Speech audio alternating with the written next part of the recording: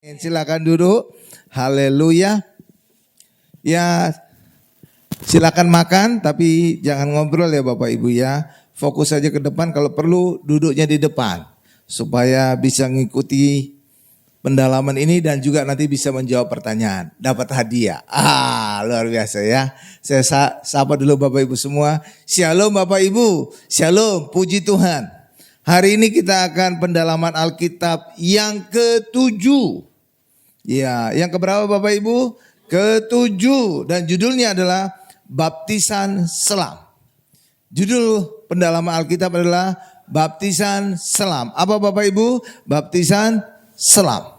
Pertanyaan kita yang pertama dan utama adalah, mengapa kita harus dibaptis? Ya, karena itu adalah pertanyaan yang mendorong kita, saya harus dibaptis atau saya tidak harus dibaptis, gitu Bapak Ibu.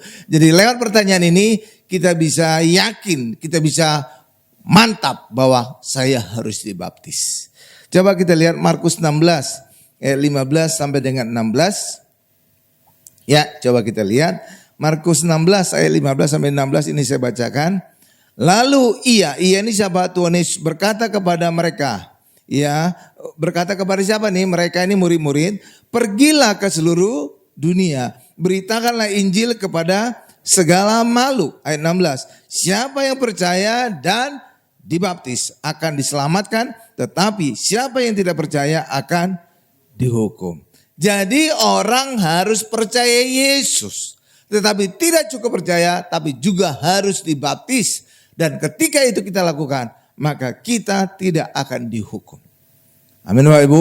Jadi ketika orang tidak percaya Yesus dan tidak dibaptis, orang akan dihukum. Kenapa? Karena seluruh dunia telah berbuat dosa dan kehilangan kemuliaan Allah. Itulah sebabnya seluruh dunia harusnya dihukum akibat dosa. Tapi ketika kita percaya kepada Yesus dan dibaptis, maka segala dosa kita ditanggung Yesus di atas kayu salib, dan Yesus telah menjalani hukuman dosa kita di atas kayu salib. Itulah sebabnya orang di dalam Yesus bebas hukuman. Itu dikatakan Roma 8 ayat 1.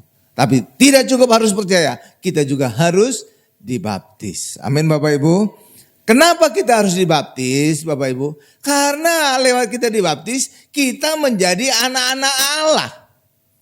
Dan ketika kita menjadi anak Allah, kita berhak atas warisan Allah, dan kita berhak atas kasih Allah di dalam kehidupan kita. Amin Bapak Ibu. Iya, karena itu ini besar sekali dampaknya dibaptis. Untuk kita menjadi anak Allah. Iya, kalau kita tidak anak Allah, apa yang terjadi? Kita tidak berhak atas warisan Allah. Kita tidak berhak atas kasih Allah. Iya Bapak Ibu. Karena itulah juga, karena kita dibaptis, dilahirkan kembali dari air dan roh, maka kita menjadi anak-anak Allah. Karena kita sudah dilahirkan. Jadi kita bukan diadopsi. Banyak pendeta berkata, banyak gereja berkata, kita diadopsi menjadi orang Kristen. Kita diangkat menjadi orang Kristen. Salah itu. Kenapa? Karena lewat baptisan kita terbukti kita dilahirkan kembali. Jadi kita dilahirkan, maka kita menjadi anak Allah karena kelahiran. Bukan karena diangkat, bukan karena diadopsi. Amin Bapak Ibu. Jadi kekristenan itu. Jadi harus sadar kita bukan anak angkat, bukan anak adopsi. Amin. Iya, apalagi anak pungut. Enggak Bapak Ibu. Atau anak tiri, bukan. Kita anak kandung Allah karena kita dilahirkan kembali. Dan itulah dilahirkan dari air dan roh. Coba kita lihat ayatnya.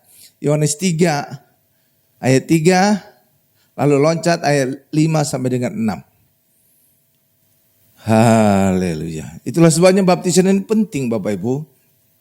Semua orang Kristen harus dibaptis supaya menjadi anak-anak Allah. Kalau nggak dibaptis, kita nggak dilahirkan kembali, kita bukan anak Allah Bapak Ibu.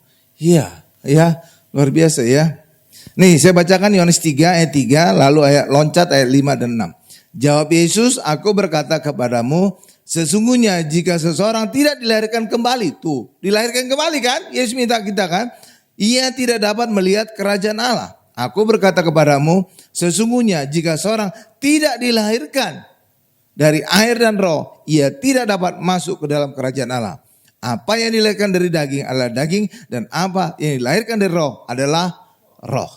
Jadi ketika kita belum dilahirkan kembali, kita masih dilahirkan dari daging ibu bapak kita. Tapi ketika kita dilahirkan kembali, Selain kita anak dari ibu bapak kita juga telah menjadi anak Allah. Dan lewat anak Allah itulah kita berhak atas warisan Allah dan kita berhak atas kasih Allah. Itulah sebabnya orang Kristen jangan suka menyebut hamba. Itu bukan kerendahan hati, itu kebodohan. Kenapa? Karena ketika kita menyebut diri kita hamba, kita tidak berhak atas warisan Allah. Sama seperti saudara juga. Warisan saudara serahkan kepada siapa? Anak-anak saudara kan? Jadi kalau saudara bukan anak tapi hamba, saudara nggak berhak atas warisan Allah. Tuh kan gawat kan? Iya, demikian juga. Kalau anak pasti saudara kasih. Berapa Bapak Ibu? Kalau hamba tidak, hanya hubungan kerja itu. Amin Bapak Ibu. Makanya kita jangan suka menyebut diri hamba atau pendeta disebut hamba Tuhan. Aduh, itu ngawur banget. Amin. Jadi itu bukan kerendahan hati tapi kebodohan. Amin Bapak Ibu. Iya, makanya tadi Pak Tommy juga mengingatkan, iya saya selalu menyebutkan tentang anak Allah. Amin Bapak Ibu. Iya kan? Iya, haleluya. Haleluya.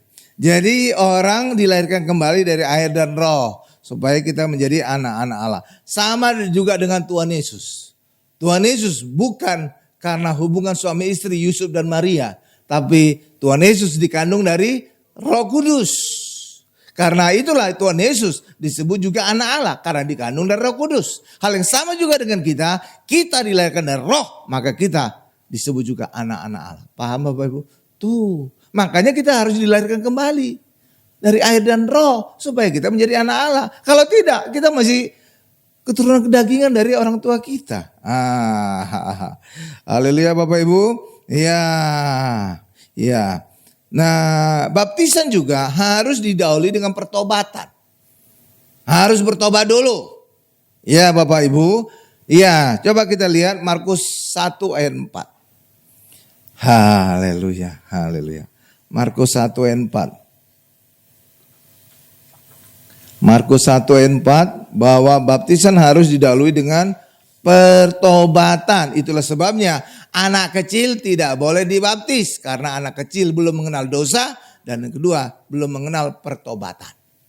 Amin. Ya, itu dia anak kecil punya sakramen khusus namanya penyerahan anak. Itulah iman dari orang tua menyerahkan anaknya bahwa anaknya bukan hanya anaknya mereka tapi juga anaknya Allah. Dan lewat menjadi status anak Allah maka anak kita terpelihara sempurna, terjaga sempurna. Amin. Saudara gak bisa menjaga anak kita 24 jam. Karena kita harus tidur, istirahat. Benar Bapak Ibu? Tapi kalau saudara serahkan kepada Allah, oh mantap itu penjagaannya. Jadi anak kita bebas mara bahaya celaka. Amin. Walaupun di luar negeri sana, anak kita juga terjaga sempurna. Amin. Iya, makanya saya juga tenang. Anak saya di luar negeri sana, udah penyerana, wah tenang aja saya. Pasti Tuhan melihara. Karena itu saudara gak perlu khawatir. Anak saudara ada di mana, kondisi gimana, keadaannya gimana, gak perlu khawatir. Ketika kita telah serahkan sebagai anak Allah, anak saudara akan terpelihara sempurna, terjaga sempurna. Amin Bapak Ibu. Ya, coba kita lihat Markus 1 ayat 4. Saya bacakan. Demikianlah Yohanes Pembaptis tampil di padang gurun dan menyerukan, bertobatlah dan berilah dirimu dibaptis dan Allah akan mengampuni dosamu. Jadi harus bertobat dulu. Jadi baptisan tanpa pertobatan itu enggak maksimal. Amin Bapak Ibu. Iya, harus bertobat dulu. Itulah sebabnya anak kecil tidak boleh dibaptis. Amin Bapak Ibu. Tapi kalau orang di luar sana lakukannya terserahlah, itu urusan mereka. Saya enggak bisa komentari. Karena berbeda imannya, ya. Saya enggak mau berdebat dengan mereka, tergantung iman masing-masing. Ya. Jadi orang bertobat itu berarti mematikan hidup masa lalunya. Karena itulah baptisan bermakna kita mati bersama Kristus dan dibangkitkan bersama Kristus. Roma 6 ayat 3 sampai dengan 5. Coba. Roma 6 ayat 3 sampai dengan 5. Haleluya, haleluya. Roma 6 ayat 3 sampai dengan 5. Ini ya saya bacakan ya. Ini ucapan Paulus. Tidak tahukah kamu bahwa kita semua yang telah dibaptis dalam Kristus telah dibaptis dalam kematiannya. Jadi kita bahas yang kematiannya. Dengan demikian kita telah dikuburkan bersama-sama dengan dia, dengan Yesus oleh baptisan dalam kematian. Supaya sama seperti Kristus telah dibangkitkan dari antara orang mati oleh kemuliaan Bapa. Demikian juga kita akan hidup dalam hidup yang baru. Ayat 5 terakhir. Sebab jika kita telah menjadi satu dengan apa yang sama dengan kematiannya, kita juga akan menjadi satu dengan apa yang sama dengan kebangkitannya. Karena itulah lewat baptisan kita mati bersama Kristus dan kelak kita juga akan dibangkitkan bersama dengan Kristus. Amin Bapak Ibu. Makanya baptisan ini penting sekali. Haleluya. Dan karena itulah jika orang belum bertobat tapi dibaptis, maka dia belum mati. Maka akan mempunyai dua kepribadian. Kepribadian yang lama dan kepribadian yang baru. Maka jadi kacau dia. Multi kepribadian. Kan ngaco dia Bapak Ibu ya. Makanya ketika kita bertobat dan dibaptis kita mati. Kedagingan kita mati. Hidup yang lama kita mati. Dan kemudian kita dibangkitkan. Maka kita akan beroleh hidup yang baru bersama Kristus. Amin. Tuh luar biasa ya. Lalu pertanyaan berikutnya. Mana baptisan yang benar? Kan banyak kan di luar sana kan ada baptisan selam, ada baptisan percik, ada baptisan bendera. Iya Bapak, ada bendera. Lalu saudara akan bertanya, Pak baptisan yang benar yang mana dong Pak? Kan iya dong, itu pertanyaan logis itu. Karena begitu banyak kan jenis baptisan kan. Lalu saudara bertanya, baptisan yang benar yang mana Pak? Gampang jawabnya. Jawabnya adalah lihat aja baptisan Tuhan Yesus. Itu baptisan yang benar. Karena apa? Gak mungkin Yesus dibaptis secara salah. Secara logika gak mungkin Yesus dibaptis secara salah. Benar Bapak Ibu ya? Iya dong. Makanya acuannya harus Tuhan Yesus. Bukan acuan suatu gereja. Bukan acuannya suatu pendeta. Tidak. Acuannya adalah baptisan Tuhan Yesus. Karena Tuhan Yesus tidak mungkin dibaptis secara salah. Paham Bapak Ibu? Demikian juga dengan perjamuan kudus. Banyak juga perjamuan kudus yang berbeda. Ada yang berkata perjamuan kudus itu adalah lambang tubuh dan darah Yesus. Ada yang berkata itulah sungguh-sungguh tubuh dan darah Yesus. Mana yang benar Pak? Lihat aja perjamuan kudus Tuhan Yesus. Itu yang benar. Nggak mungkin Tuhan Yesus melakukan perjamuan kudus yang salah. Selain itu logikanya, lah iya dong. Jadi kita nggak ngacu kepada suatu gereja, nggak ngacu kepada suatu pendeta. Tapi lihat perjamuan kudus dari Tuhan Yesus. Itu yang benar.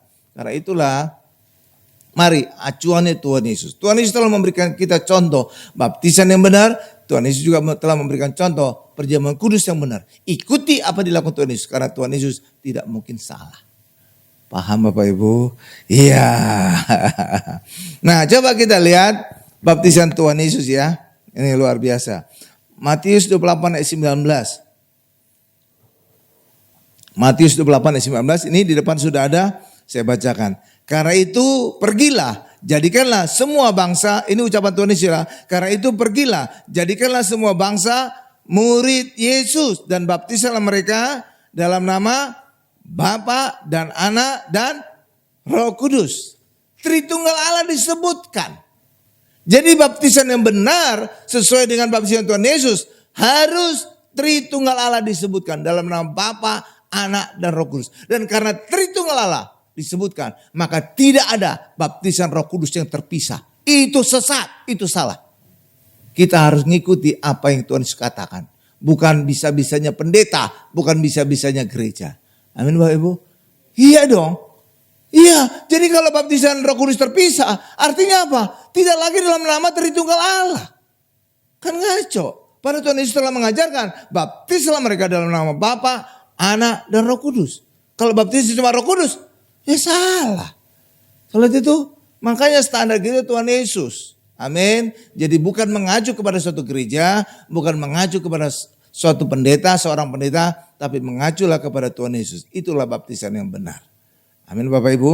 Nah, mungkin ada lagi yang berdebat. Pak, kalau demikian kenapa dalam Kisah Rasul ada baptisan Roh Kudus, Pak? Amin Bapak Ibu. Ya, kenapa? Ya, karena ada ceritanya. Nah, tapi sebelumnya saya jelaskan lagi tadi ada yang kurang rupanya. Jadi karena dibaptis kita dalam nama Tritunggal Allah, maka harus kita nyatakan juga baptisan yang benar itu dalam 3 sakramen. Sakramen adalah pertama perjamuan kudus. Jadi baptisan harus ada perjamuan kudusnya. Kenapa? Karena perjamuan kudus mengacu kepada Tuhan Yesus. Itu tubuh dan darah Yesus. Amin Bapak Ibu. Yang kedua, baptisan yang benar harus ada pengurapan minyak. Karena itu menunjuk kepada kehadiran Roh Kudus, pengurapan. Yang ketiga, baptisan itu sendiri. Dan itu menunjuk kepada Allah Bapa. Amin. Makanya baptisan benar harus 3 ini ada. 3 sakramen ini harus ada. Karena itu menyatakan kehadiran Tritunggal Allah. Dan lewat kehadiran Tritunggal Allah dengan 3 sakramen tadi, maka baptisan itu benar dan baptisan benar besar kuasanya. Amin. Iya, pasti terjadi mujizat, pasti. Jadi kalau ada yang sakit pasti sembuh setelah dibaptis. Kalau ada yang resesi pasti dipulihkan. Iya Bapak Ibu. Iya. Coba kita lihat kehadiran Tritunggal Allah pada saat Tuhan Yesus dibaptis, Matius 3 ayat 16 sampai 17. Matius 3, ya jangan ngobrol. Tadi saya udah janji. Jangan ngobrol, kalau mau ngobrol masuk ruang sekolah minggu atau di luar dulu ya. Jangan ngobrol. Tadi sudah janji kita ya, sudah sepakat ya. Nah, ya Matius 3 ayat 16 sampai 17. Sudah di sana? Ya. Karena udah sepakat kita tadi ya. Iya. Ya, Matius 3 ayat 16 sampai 17 sudah di sana. Nih. Saya bacakan ya. Sesudah dibaptis, Yesus segera keluar dari air. Keluar dari air, katakan keluar dari air. Kalau keluar dari air sebelumnya ada di dalam air. Jadi kalau ada di dalam air itu bukan baptis percik. Saudara lihat itu? Nggak mungkin dong baptis percik. Kalau percik kan di luar terus kan. Nah tuh kan. Jadi kita langsung bisa menyatakan ini baptis percik itu salah. Kenapa?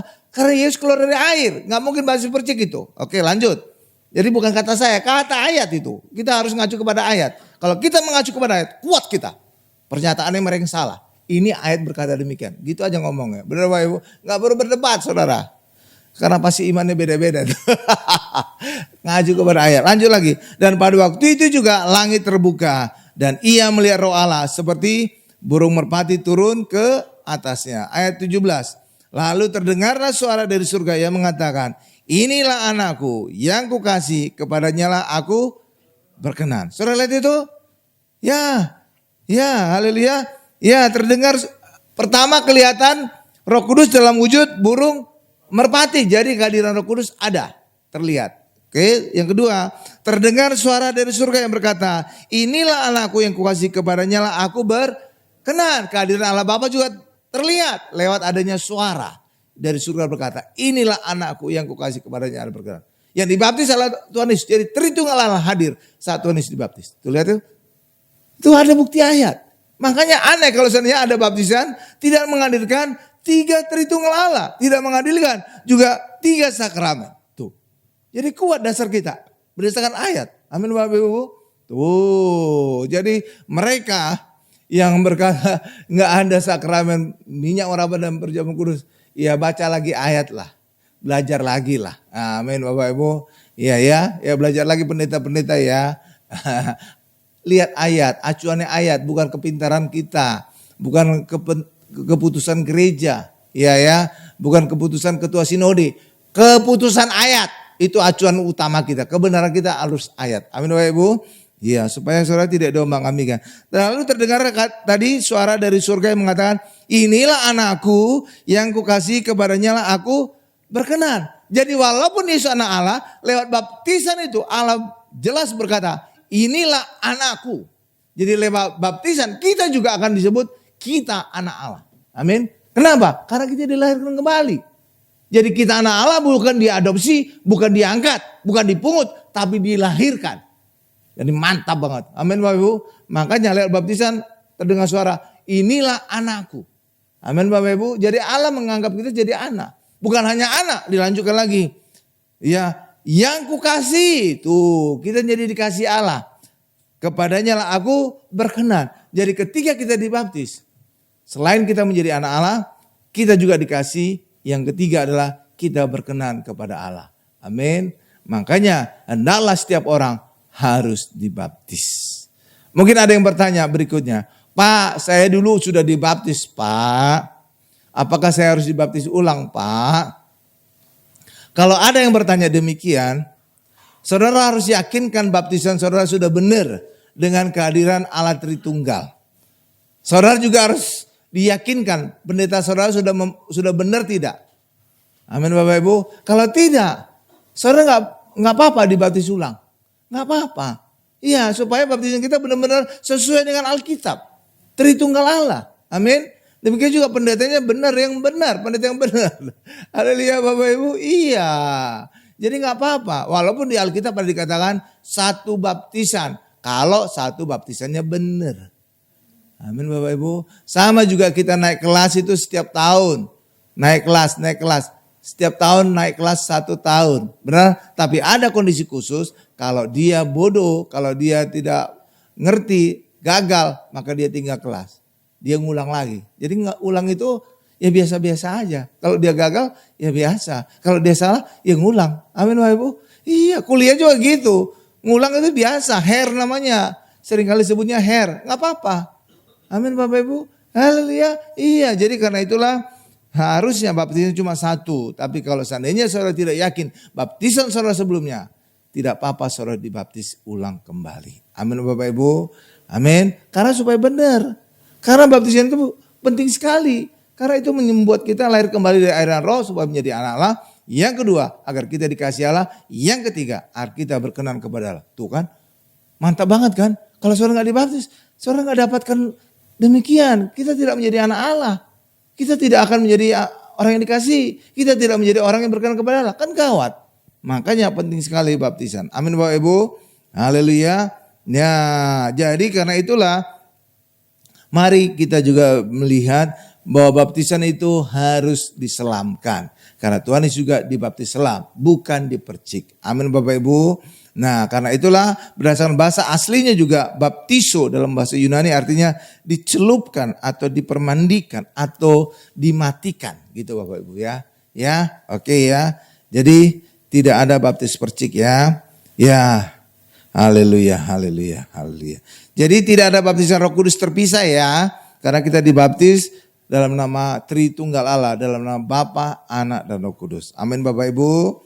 Ya, haleluya. Jadi tidak ada baptisan Roh Kudus secara terpisah karena baptisan kita sudah lengkap. Tapi ketika ada orang berargumentasi dengan kita, kenapa dalam Kisah Para Rasul ada Rasul Petrus dan Yohanes membaptis Roh Kudus? Itu kondisi khusus. Baca ayatnya sebelum dan sesudahnya supaya kita ngerti, jangan hanya comot satu ayat.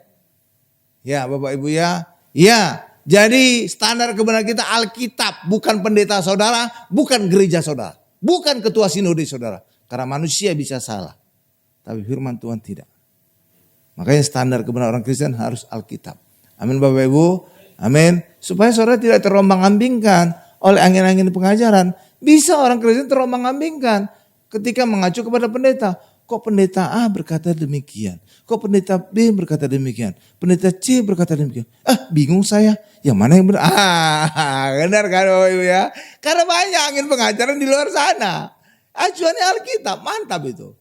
Karena Alkitab adalah standar kebenaran orang Kristen. Amin. Jadi standar orang Kristen bukan pendeta, bukan gereja, bukan ketua sinode. Amin. Karena mereka manusia bisa salah. Amin Bapak Ibu. Saya juga bisa salah. Makanya saya berusaha, saya selalu mengacu kepada ayat. Iya, amin Bapak Ibu. Nah, kalau yang di Samaria yang dikisahkan dalam Kisah Rasul, kenapa Petrus dan Yohanes membaptis ulang? Karena mereka baru dibaptis dalam nama Tuhan Yesus saja. Pada saat orang Samaria dibaptis, belum terjadi Pentakosta, belum terjadi turunnya Roh Kudus. Itulah sebabnya baptisan mereka harus disempurnakan. Karena itulah ada baptisan Roh Kudus terpisah. Tapi sekarang kita, Pentakosta turunnya Roh Kudus sudah terjadi 2000 tahun yang lalu. Maka baptisan kita sudah komplit. Maka tidak ada lagi baptisan Roh Kudus yang terpisah. Amin Bapak Ibu. Pendeta-pendeta, baca ayat ini. Karena apa? Kalau pendeta berkhotbah mengajarkan yang salah, kesalahanmu akan transfer kepada banyak jemaat. Itu kesalahan yang fatal. Kalau kita sendiri yang salah, berhenti di kita. Tapi kalau pendeta yang salah, dia khotbahkan kepada jemaat. Ribuan jemaat bisa mengalami kesalahan yang sama. Kalau itu bahayanya, tuh kan bahaya kan. Makanya pendeta harus gak boleh salah di mimbar. Bisa gawat itu. Kesalahannya akan transfer ke jemaat. Ngeri kan? Ngeri lah. Coba kita lihat ayatnya ya. Jadi kita berdasarkan ayat ya. Kisah Rasul 8 ayat 14 sampai dengan 16. Tentang baptisan Roh Kudus. Tapi ini adalah baptisan yang khusus. Jangan hal khusus dijadikan umum untuk seluruh orang Kristen. Nah, coba Kis 8 ayat 14 sampai 16. Ini saya bacakan ya. Nih saya baca. Ketika rasul-rasul di Yerusalem mendengar bahwa di tanah Samaria telah menerima firman Allah, mereka mengutus Petrus dan Yohanes ke situ. Ayat 15. Setibanya di situ, kedua rasul itu berdoa supaya orang-orang Samaria itu beroleh Roh Kudus. Ya, ayat 16. Sebab Roh Kudus belum turun. Ini kata ayat, belum turun di atas seorang pun di antara mereka. Tuh, belum turun di atas seorang pun di antara mereka. Karena mereka hanya dibaptis dalam nama Tuhan Yesus. Tuh kan, baru baptisan mereka belum lengkap. Belum dibaptis dalam nama Tritunggal Allah. Amin. Makanya harus dibaptis baptisan Roh Kudus terpisah untuk melengkapi. Ini kondisi khusus. Jangan pendeta menyatakan baptisan ini menjadi general untuk berlaku semua orang Kristen. Baca ayat yang jeli pendeta, kesalahanmu membuat jemaat juga menjadi salah. Dosamu berlipat ganda nantinya. Iya benar. Kan kesalahan itu jadi merembet kan? Iya. Makanya pendeta gak boleh salah di mimbar. Minta tuntutan Roh Kudus, baca ayat lagi lebih jeli. Supaya jadi nggak masalah itu pendeta besar, Bapak, pendeta gereja besar nggak ada masalah. Bisa aja dia salah. Iya Bapak, bisa salah. Karena itu saudara jangan silau dengan pendeta yang besar, jangan silau dengan gereja yang besar. Belum tentu mereka benar. Buktinya apa? Lihat aja tetangga sebelah, mayoritas. Apakah mereka benar? Coba saudara lihat. Tuh kan? Langsung, oh iya benar juga ya. Tetangga sebelah mayoritas. Jadi mayoritas belum tentu benar. Pendeta besar belum tentu benar. Pendeta luar negeri belum tentu benar. Tapi standar kebenaran orang Kristen harus Alkitab. Amin Bapak Ibu. Maka saudara tidak diombang-ambingkan oleh angin pengajaran. Amin. Kalau enggak saudara bingung nanti. Kok pendeta besar ini bilang gini sih Pak? Kok pendeta besar ini bilang gini Pak? Enggak ada urusan pendeta besar. Amin Bapak Ibu. Iya, tapi acuan kita harus Alkitab. Harus berdasarkan ayat. Amin. Supaya saudara tidak diombang-ambingkan oleh angin pengajaran. Saudara tadi itu kan banyak kan yang mengajarkan tentang baptisan Roh Kudus kan? Mereka seringkali mengacu kepada ayat ini. Mereka gak baca konteksnya dari awal sampai akhir. Makanya mereka mengajarkan ada baptisan Roh Kudus terpisah. Gimana lagi? Lihat konteksnya. Amin Bapak Ibu. Haleluya. Iya kan? Saudara baru tersadarkan. Oh iya benar juga ya Pak. Itu di Samaria itu kondisi khusus. Karena saat itu belum terjadi Pentakosta, belum turun Roh Kudus. Itulah sebabnya ketika Roh Kudus telah turun, baptisan di Samaria disempurnakan dengan baptisan Roh Kudus. Paham Bapak Ibu? Tapi kita sekarang Roh Kudus sudah turun 2000 tahun lalu. Maka baptisan kita sudah lengkap dalam nama Tritunggal Allah, dalam nama Bapa, Anak, dan Roh Kudus. Itulah sebabnya tidak ada lagi baptisan Roh Kudus yang terpisah. Paham? Nah, gitu loh Bapak Ibu. Amin. Haleluya, haleluya. Saya simpulkan khotbah saya. Dalam Alkitab ini, sakramen baptisan sangat penting karena menjadi meterai orang yang percaya kepada Tuhan Yesus. Baptisan merubah kita menjadi anak-anak Allah yang bisa melihat dan masuk kerajaan Allah dan menjadikan orang Kristen dikasih dan berkenan kepada Allah. Yang ketiga, baptisan menyatukan kita dengan kematian dan kebangkitan Tuhan Yesus. Amin Bapak Ibu. Kita tundukkan kepala kita. Terima kasih Tuhan untuk firman-Mu, untuk dalam pendalaman Alkitab ini Tuhan tentang baptisan selam. Kami telah diajarkan baptisan yang benar dan kami mengacu kepada baptisan Tuhan Yesus. Karena Tuhan Yesus dibaptis pasti tidak mungkin salah. Pasti baptisannya benar. Itulah sebabnya baptisan Tuhan Yesuslah yang kami tiru, maka kami percaya baptisan kami tidak mungkin salah. Demikian juga perjamuan kudus perjamuan kudus yang dilakukan oleh Tuhan Yesuslah perjamuan kudus yang benar. Tidak mungkin perjamuan kudus salah dilakukan oleh Tuhan Yesus. Karena itulah bagi kita hari ini kita tiru saja apa yang dilakukan oleh baptisan Tuhan Yesus. Kita tiru saja apa perjamuan kudus yang dilakukan Tuhan Yesus. Pasti benarnya, maka kita juga akan melakukan yang benar. Terima kasih Tuhan untuk firman-Mu. Dalam nama Tuhan Yesus kami berdoa dan mengucap syukur. Haleluya. Sama-sama kita berkata amin. Saatnya sekarang quiz time. Bapak Ibu tadi mengikuti semua khotbahnya? Amin. Haleluya, haleluya. Pertanyaan pertama. Hadiahnya payung. Payungnya ada warna kuning, ada warna merah. Saudara suka warna kuning atau merah? Ini bukan Golkar dan PDIP ya, bukan.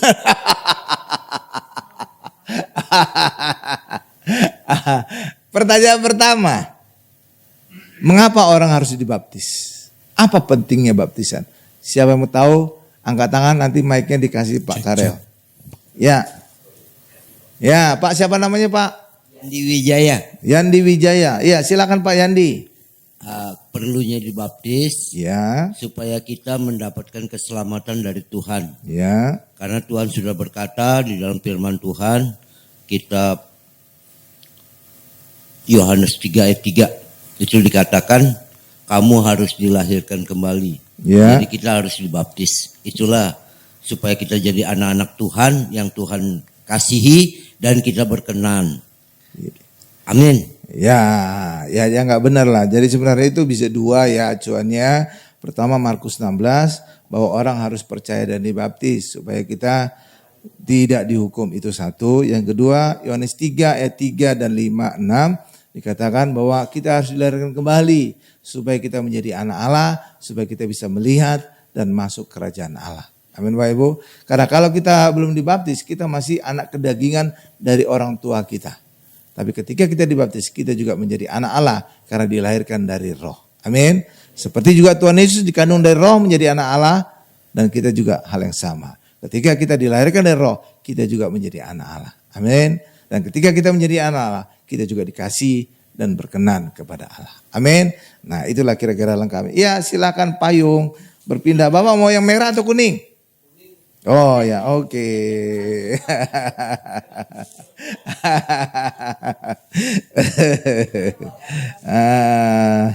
Luar biasa ya. Ya, oke Pak Yandi, terima kasih. Yang pertanyaan kedua, payung warna merah. Ya, apakah anak kecil boleh dibaptis? Siapa yang bisa jawab? Ya itu Bapak di belakang Pak Karel. Pak siapa namanya? Herman. Pak Herman, iya jawab Pak Herman. Tidak boleh. Tidak boleh. Kenapa anak kecil tidak boleh dibaptis? Karena belum mengerti mengenai dosa. Dan? Jadi kalau dibaptis itu penyerahan anak melalui orang tuanya. Ya, jadi kenapa anak kecil tidak boleh dibaptis? Karena baptisan harus didahului dengan pertobatan.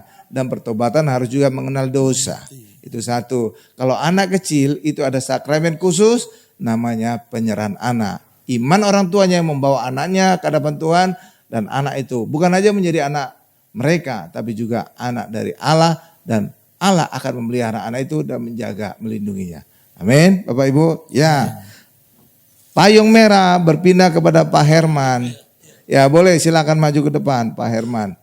Ada juga stiker di dalam payung ya. Ya, Tuhan berkati. Ya sekarang. Hadiah terbesar itu Alkitab baru. Ya, edisi kedua. Memang gak terlalu besar ya. Jadi kita juga, mata kita yang udah tua-tua agak repot. Karena biasanya yang besar, sekarang udah ada Alkitab besar. Ini yang sedang-sedang lah. Gak terlalu kecil, gak terlalu besar. Nah, mudah-mudahan bisa kebaca kita ya. Baptisan itu ada banyak versi. Ada baptisan percik, ada baptisan selam, ada baptisan bendera. Baptisan mana yang benar? Alasannya apa? Ya, silakan. Siapa yang jawab? Ini Pak Ferdi ya. Ya, Pak Ferdi. Ya, silakan jawab Pak Ferdi. Baptisan yang benar adalah baptisan seperti Tuhan Yesus. Ya. Jadi ditenggelamkan. Ya. Ya, terus? Tidak dipercik. Ya, betul. Terus? Dan tidak juga pakai bendera. Ya, terus? Apa lagi ya?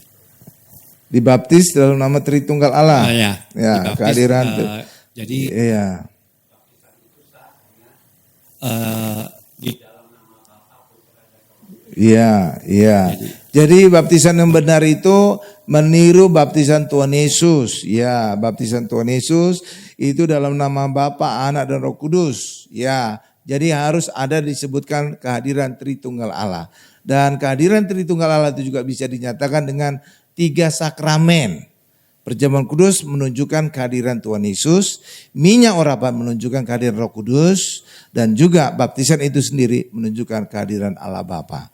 Makanya baptisan yang benar harus mengacu kepada baptisan Tuhan Yesus. Bukan mengacu kepada satu gereja, bukan mengacu kepada seorang pendeta, tapi mengacu kepada baptisan Tuhan Yesus. Karena apa?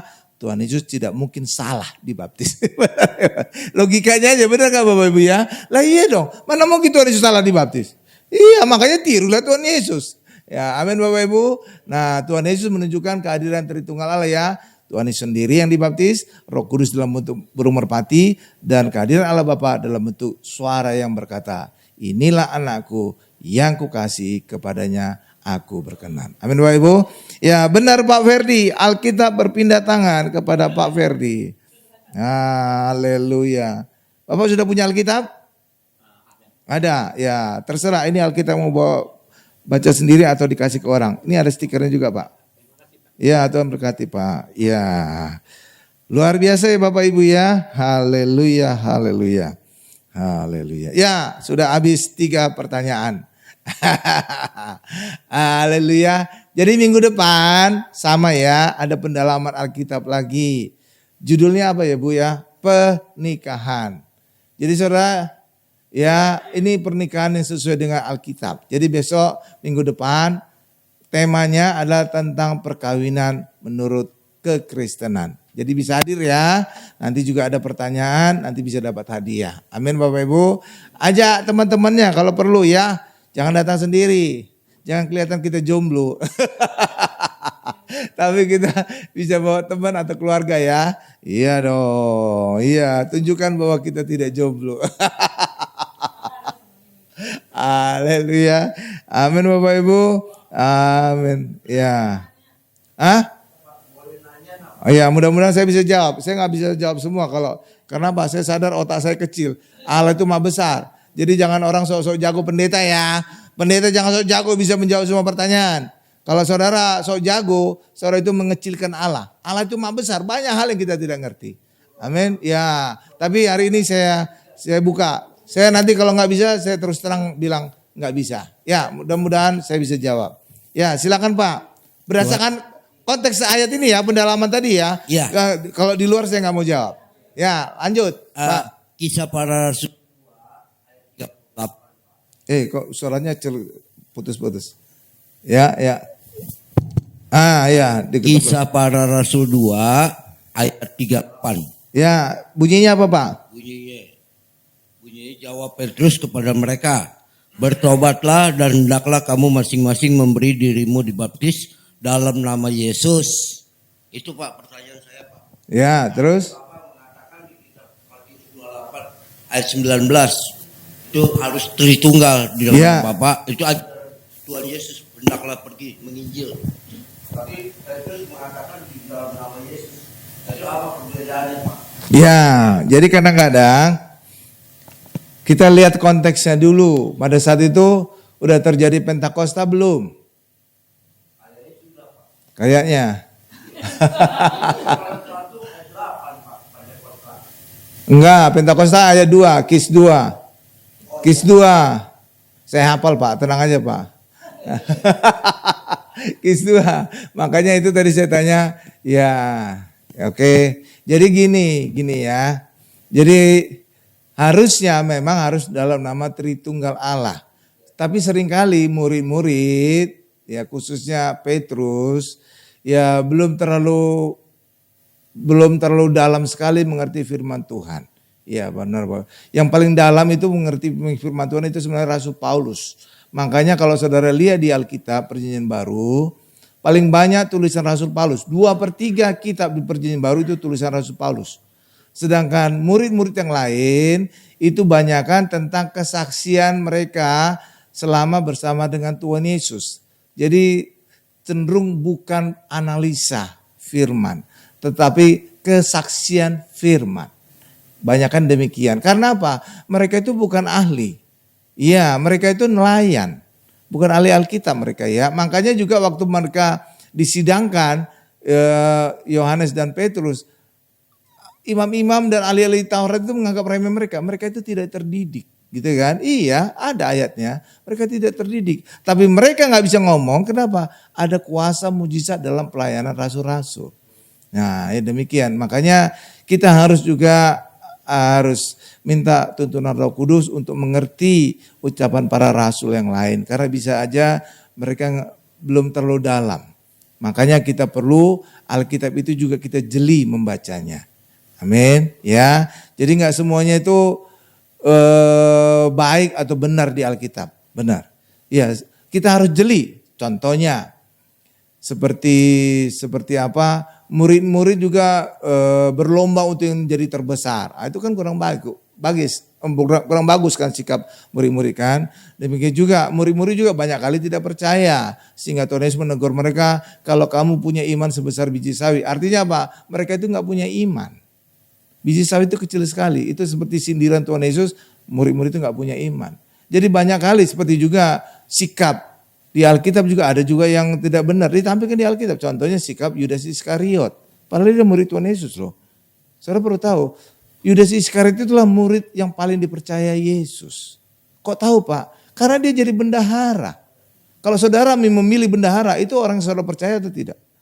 Percaya dong, Pak, nggak mungkin nanti duit saudara dicuri sama dia. Tapi ternyata Yudas itu pencuri juga. Jadi artinya dari situ saudara bisa melihat, Yudas itu sebenarnya orang yang paling dipercaya oleh Yesus. Karena dia diangkat sebagai bendahara. Nggak mungkin bendahara itu bukan orang yang dipercaya. Saudara itu, ya kan? Iya, kita juga menganggap bendahara pasti yang dipercaya kan? Iya.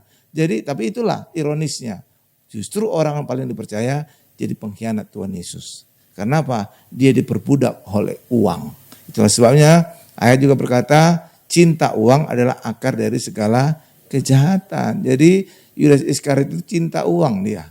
Sehingga gurunya aja dijual. Gawat ya. Ya itu. Jadi Alkitab itu menampilkan juga banyak hal-hal negatif. Makanya kita juga harus selektif. Tapi kita juga percaya kalau kita minta tuntunan Roh Kudus, kita tahu mana yang benar. Karena Roh Kudus menuntun kita untuk bisa membedakan roh. Amin. Bapak Ibu bisa membedakan pengajaran-pengajaran. Mana yang benar, mana yang tidak.